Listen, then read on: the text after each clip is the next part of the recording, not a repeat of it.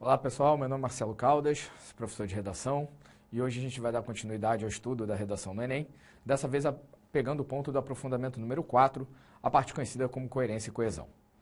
Na verdade, esses dois aspectos estão diretamente relacionados aos critérios de correção da prova mesmo. São avaliados, em boa parte das vezes, isoladamente, ainda que possam ser pensados de maneira conjunta.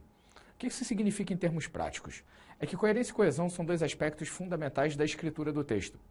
Um pelo lado da construção mais técnica e outro pelo lado da construção ideológica. Mas é bom analisar um de cada vez, com toda a calma do mundo, para poder entender exatamente qual é o ponto que vai ser avaliado pela banca a partir do momento que você estiver sendo cobrado nesses critérios. Se é assim, então, a gente deveria começar tudo isso com a parte de coesão. Como você pode perceber aqui, o conceito de coesão parte basicamente dessa definição, um conjunto de mecanismos que é responsável por estabelecer ligações e evitar repetições. Na verdade, quando a gente pensa em coesão, na maior parte das vezes, o grande montante de pessoas, digamos assim, acaba sempre imaginando que é aquela tarefa simplesinha de ficar colocando uma ou outra palavra no início do parágrafo para que o texto pareça que ele está interligado de alguma forma. É um pouco mais do que isso. O que você tem que fazer é pensar não só a estrutura a partir de cada parágrafo e na relação que eles têm, como também as estruturas internas e, obviamente, o fluxo de informação que o seu texto vai trabalhar. Por isso, quando você olha aqui para baixo, você percebe que existem dois tipos até de coesão e que a coisa vai ser avaliada nesse nível. Primeiro, uma coesão que a gente vai chamar de coesão sequencial, que é a responsável direta por essa parte que dá sequência e que liga os parágrafos às partes do texto, e uma outra que é a coesão referencial, que é a que acaba evitando as repetições e fazendo referência dentro do próprio texto. Você, obviamente, não precisa decorar essas duas definições, nem faria sentido você ter que se preocupar com isso. No fundo, o que você tem que saber é como cada um deles funciona, quais os principais mecanismos que você pode utilizar e como isso acaba interferindo na produção textual de modo positivo, fazendo com que o seu texto fique muito melhor. Então, se você pensar conceitualmente, eu diria para você que existem dois recursos básicos para cada uma das coesões. O primeiro, na coesão sequencial, os conectivos e os ganchos. No que diz respeito a conectivos, a gente pode admitir que todas aquelas expressões que vocês estão acostumados a trabalhar, como além disso, outro fator importante, portanto, porém, contudo, entrariam na lógica dos conectivos, ok? Então, essas palavras, elas vão servir para estabelecer a ligação no nível mais simples, pegando uma ideia que era mencionada anteriormente e relacionando ela, seja por um caráter aditivo, concessivo, adversativo, conclusivo. É a forma mais simples. Já os ganchos, eles trabalham com uma outra definição bastante interessante, que é a de você construir uma frase que sirva como antecipação da próxima ideia ou, de repente, como retomada da anterior. Isso significa dizer, em termos bem práticos, que em vez de você ter que se preocupar com apenas uma palavra, você vai ter que se preocupar em construir uma frase que simbolize aquilo que você estava falando anteriormente. É mais ou menos como se você imaginasse que ao final de um pequeno parágrafo de dissertação, você, lá naquele último momento, em vez de terminar apenas fechando a sua ideia, você já anunciasse o que vai ser dito no parágrafo seguinte. Se quiser um exemplo rápido, imagina que fosse alguma coisa mais ou menos assim. Ali no final do parágrafo você falasse, porém, muito mais grave do que o problema da falta de educação do brasileiro é aquilo que ela vai gerar. E aí eu já sei que no parágrafo seguinte, você vai abrir a sua argumentação mostrando o que é gerado pela falta de educação do brasileiro. Por exemplo, você poderia fazer o próximo parágrafo falando a respeito da falta de conscientização ou da alienação que surgiria a partir daí. Além disso, a gente tem a coesão referencial.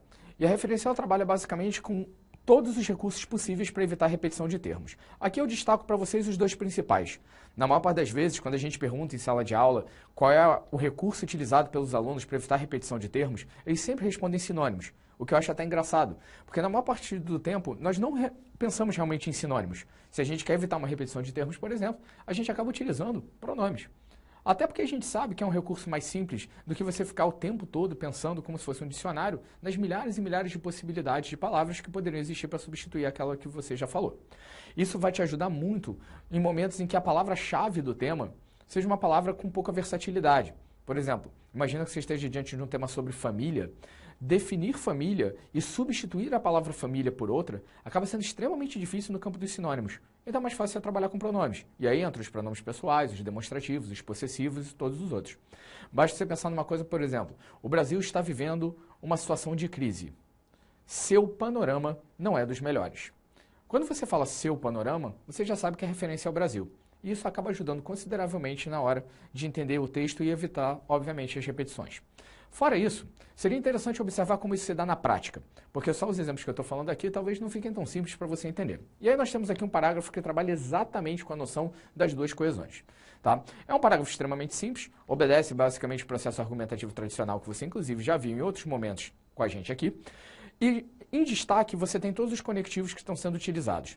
Tá? Em vermelho, obviamente, são os conectivos responsáveis diretos pela coesão sequencial e os termos destacados em azul são os termos de coesão referencial.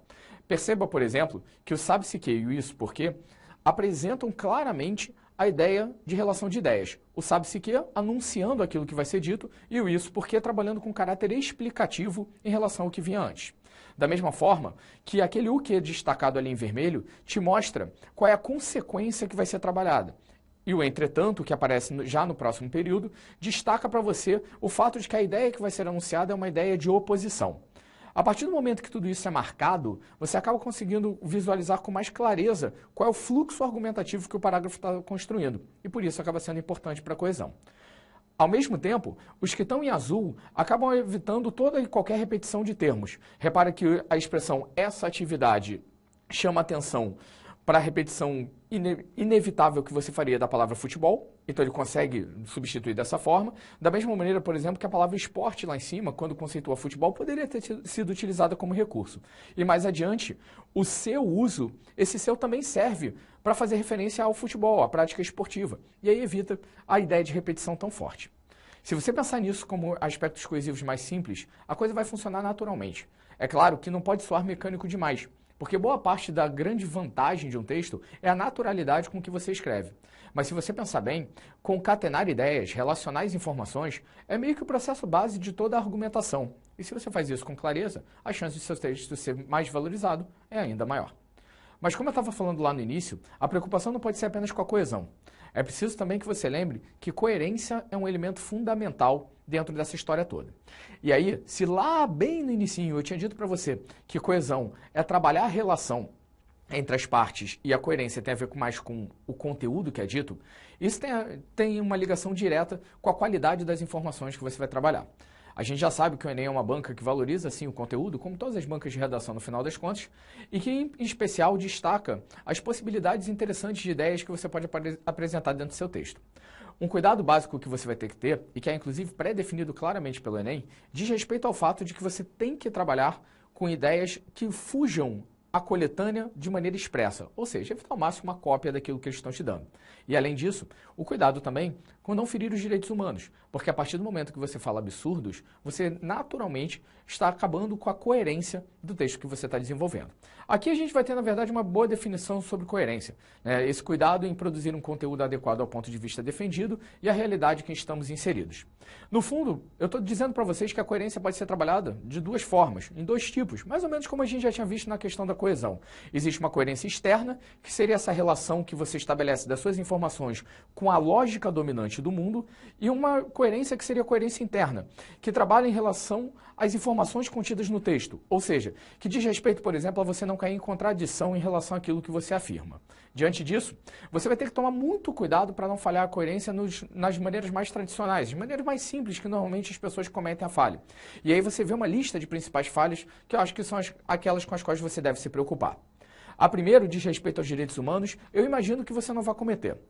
Tenta lembrar que a banca leva realmente em consideração visões que sejam visões de caráter mais universalizante, ou seja, preocupações que você tenha que não abarquem apenas um determinado grupo ou uma determinada classe. Por isso, argumentos que de alguma maneira demonstrem visões preconceituosas, elitistas, restritivas, vão ser punidos principalmente em função disso daqui. Não significa, é óbvio, que você pode chegar a tirar zero. Quer dizer, até pode, mas para você tirar zero, você tem que ferir os direitos humanos de uma maneira absurdamente radical. Sei lá, dizer que tem que tacar uma bomba na favela para resolver o problema da violência, o que seria um grande absurdo da sua parte. Tá? Mas ainda assim, pequenas falhas de desrespeito aos direitos humanos podem sim comprometer a sua nota, mesmo que você não seja tão radical. Fora isso, você tem aí a contradição como elemento fundamental, essa coisa de você afirmar algo e depois não conseguir sustentar esse ponto de vista, o que se torna ainda mais importante levando em consideração a defesa de uma tese, aquele conceito básico que a gente já trabalhou em relação à dissertação, de que você tem que defender um ponto de vista com clareza. A falta de senso crítico, que está ligada diretamente à sua percepção equivocada de como as coisas se dão no mundo, a confusão entre causa e consequência, aquele momento em que você não sabe o que iniciou o processo e o que deu continuidade, e o raciocínio circular. Aquela forma também de se falar que parece que você fala e não consegue sair do lugar, como se fosse um cachorro correndo atrás do seu próprio rabo. Aqui a gente vai ter um parágrafo que funciona muito bem como exemplo disso. Tá? A ideia, então, não é mais avaliar se as relações foram bem estabelecidas a partir do campo sintático, com os termos trabalhados dentro do texto, mas sim a partir da relação semântica, a qualidade das informações apresentadas e a maneira como você está trabalhando com isso. O parágrafo diz o seguinte: pode-se dizer que a violência é consequência principalmente da pobreza. Essa primeira afirmação ela já tem um caráter minimamente problemático. Quando você fala que a violência é consequência principalmente da pobreza, dá para imaginar que esse seja um argumento de caráter um pouco preconceituoso. Talvez um leitor um pouco mais esperto, ou mesmo um autor que seja um pouco mais coerente, perceberia que o problema não é exatamente a pobreza, mas a desigualdade social. E lembra que aí existe uma diferença mesmo. Você falar que só os pobres são responsáveis pela violência é um absurdo. E quando, na verdade, o que acontece é que se existe uma desigualdade social acentuada, as tensões existentes entre as duas partes é que podem gerar a violência. Fora isso, ele vai tentar justificar o que acontece aqui. Fala para você que as pessoas sem dinheiro estão desesperadas, o que é um juízo de valor absurdamente questionável. Tá? Não quer dizer que, obviamente, quem está sem dinheiro está vivendo feliz, contente, animado, mas desesperadas talvez seja uma palavra forte demais para ser empregada aqui, e essa seleção vocabular pode comprometer em alguma medida o que está sendo dito. Logo depois, diz que essas pessoas sem dinheiro estão desesperadas e passam a roubar para conseguir sobreviver, como se isso fosse uma verdade inquestionável. Entra aí, então, a falha da generalização. Acreditar que todo mundo faz exatamente a mesma coisa da mesma maneira porque é uma condição inevitável. Como a condição já é problemática, isso que está sendo dito é mais grave ainda, tá? O que se torna extremamente complexo. Logo depois, ele vai trabalhar com uma consequência e diz para você, a partir daí, usam atos violentos sempre que precisam de algo, o que gera preconceito e desigualdade. Aqui, para mim, a gente tem a afirmação mais problemática de todas. Porque ao falar que usam atos violentos sempre que precisa de algo, parece que ele volta no ponto que era o ponto inicial. O que de alguma forma pode parecer para você interessante, porque ele está finalmente explicando qual é a relação que existe entre violência e pobreza. Mas perceba que ele cai numa falha quando ele fala que os atos violentos são necessários sempre, e logo depois diz que os atos violentos geram preconceito e desigualdade. Calma lá. Ele não tinha afirmado para você inicialmente que o problema é que a violência era gerada pela pobreza? E agora é a violência que gera a pobreza? Então, claramente é uma falha entre causa e consequência. Ele não consegue sequer entender qual é o ponto que ele está querendo defender. E a partir do momento que ele fala em relação a isso, a coisa se torna um pouco mais complicada, porque você não consegue definir exatamente qual é o ponto certeiro da argumentação. Levando em consideração que a coerência é um critério que, entendido dentro da lógica do Enem, pode comprometer até 200 pontos da sua argumentação, talvez seja preciso que você tenha muito cuidado com as informações que estão sendo trabalhadas, principalmente no sentido de entender que aquilo que você afirma não pode, de maneira alguma, fugir a uma lógica que seja uma lógica mais global dentro do seu projeto todo de texto.